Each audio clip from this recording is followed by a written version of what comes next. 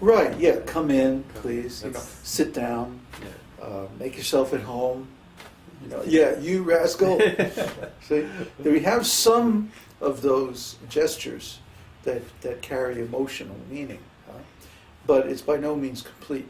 But in the science of dance, as given in the Bharat-Natya Shastra, and the Bharat-Natya, the Natakas, the dancers, are the very, very complete language of gestures and signs.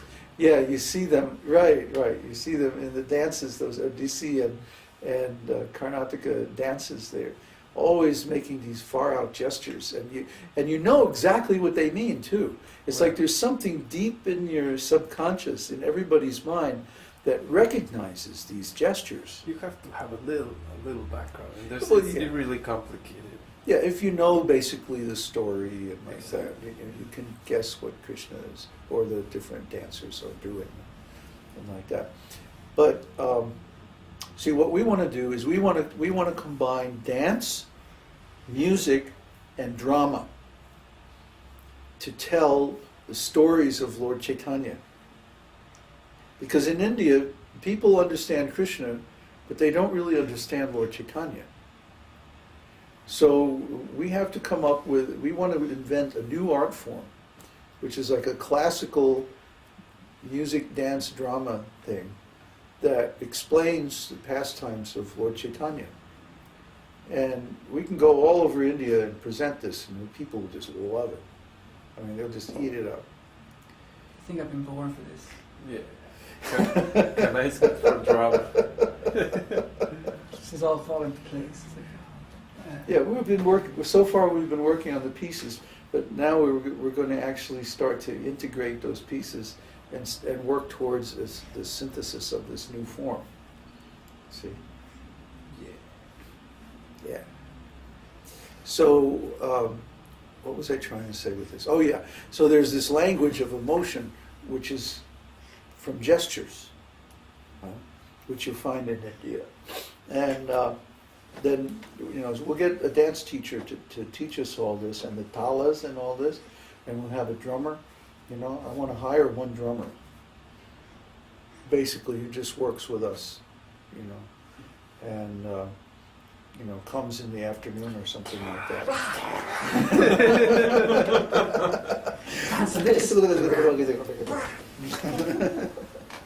And who really knows how to play, and we can practice all the talas. We'll all get little ankle bells.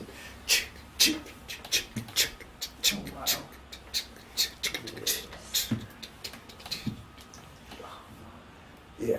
That's a good way to face 2012. Yeah. Like the bells and the holy name. Yeah. Now Krishna will protect it. If we do something like this, Krishna will certainly protect us. I have full confidence. Yeah, so we can do these things, and we'll get someone to come and teach us how to the swaras, how to sing, how to play the instruments. We'll have hire several musicians and like that. They're so cheap. You can hire a musician, full-time musician who's really well trained up for just like a couple thousand rupees a month or something, and they'll come every day and they'll train us in singing, and see, like, I don't have the patience to do this. My vision is like, my vision is like really big.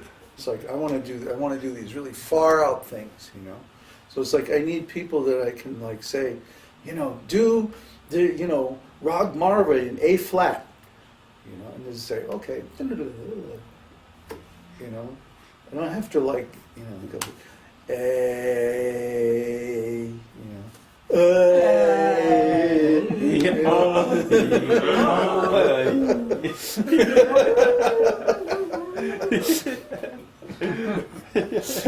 They drive me crazy.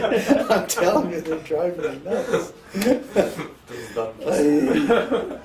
Somehow or other we'll get it. Somehow. By associating with 20 years. Well, that's the thing, yeah. If you're around this every day, then we have a goal.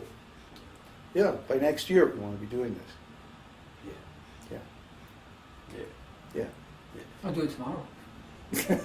No, but nicely. Nicely, yes. Yeah, details. So, yeah, we want to do this as our main preaching engagement. You know, and we can, of course, we have all the video stuff now. We can do it on the internet. Haribol. We don't have to like travel around in smelly trains all over the place. You know, we can do it. We can do it like outdoors in a nice place. You know, I mean, it'll take a couple of years for us to really get it together. You know, I'm going to be adapting all the material from Caitanya-caritāmṛta, and, you know, yeah. So we'll have to, you will present the courses first of all, the scriptures, and we'll go through the scriptures in detail before we reenact. Well, yeah, you have to know the science of rasa. How can you reenact the pastimes of the Lord? Because he's relishing these rasas. That's a good training, though. That's a good training. Yeah. Oh, talk about training. It's not training. It's like that. You Lifestyle. know, huh? The lifestyle. It's like, yeah, you have to know these rasas. It's just like, you know, when you hit a clinker note, I say, hey, stop that, stop, you know, you're hurting my friends. You know, my friend, all those swaras are my friends. I know each one of them, like a person. You know, every person, you know, they have a certain mood and a certain nature, and you kind of know what they're going to do or how they're going to respond to particular situations and like that. Well, each of the musical notes is like that. Each of the swaras is like that. They each have their own mood, their own particular, you know, feeling and everything like that. And to hear, for me, they're like my old friends. They're like, you know, I've known them since childhood. And then to hear people, you know, hit them off key and stuff like this, it's like, you know. It's like twisting the arm or something. Yeah, well, that kind of felt good this earlier too. But the moods, the rasas are like that. See, they're specific tastes, specific emotions. They are not, you know, it's like ordinary actors in the West are just incredible hacks compared to the kind of acting you need in pastime plays.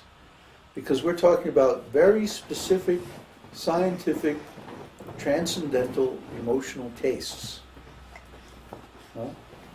And we can't let any mundane conception or misunderstanding get in the way of that. So all these terms have to be cleared and understood so that we, you know, because otherwise, how can I direct a play and I say, okay, now you have to manifest hasya rasa. This next line is spoken in madhurya rasa. You see? No, there's no time to look up in the book. You have to know.